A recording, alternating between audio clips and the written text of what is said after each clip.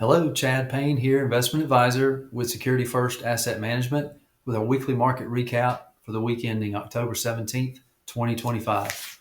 Don't forget about our fourth quarter drawing for referrals. If you refer friends or family to us, your name will be entered to win a $100 Walmart gift card during the fourth quarter. So, always appreciate referrals. So please take advantage of that. We'd love to talk to your anyone that you think might be benefit from our services.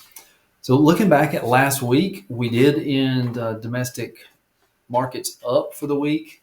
That is also coming off the heels of a really bad previous Friday. So some of the trade wars with China were announced previous Friday that sent markets tumbling, but that rebounded this past week with tensions seeming to ease there with China. And also the Fed came out with some dovish comments on possibly uh, more rate cuts and definitely rate cuts in the near future. So that helped spur the market rally forward last week. Also, earnings season was off to a good start. 86% of the companies that had reported so far in the S&P 500 that actually beat their estimates. So we'll have to keep an eye on that. Earnings ultimately drives markets, so we'll have to continue to see if that trend holds true.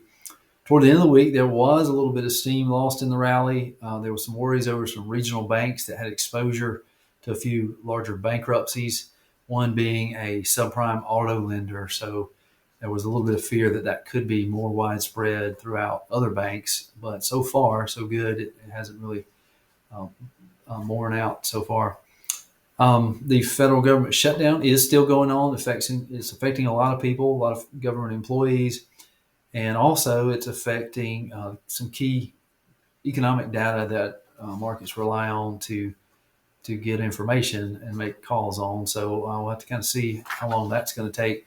I think we're into week 3 of that, so we will see how that bears out, and hopefully things will get back to normal soon. So when it comes to markets, the volatility index, or the VIX, is a measure of volatility. When there's a lot of sell-off going on in the market, usually that VIX spikes and goes up. So on October 10th, the VIX surged more than 30%.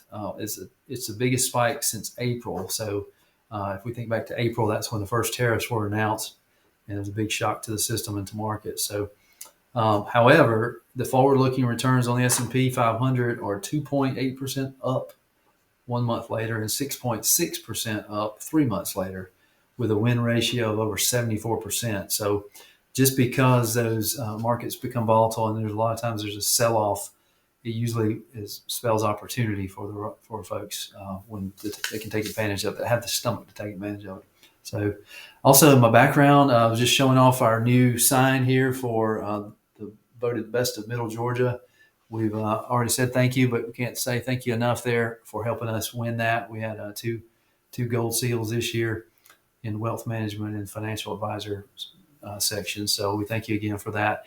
Hope everyone has a great week. Don't hesitate to call if you have any questions or need us. Thanks a lot.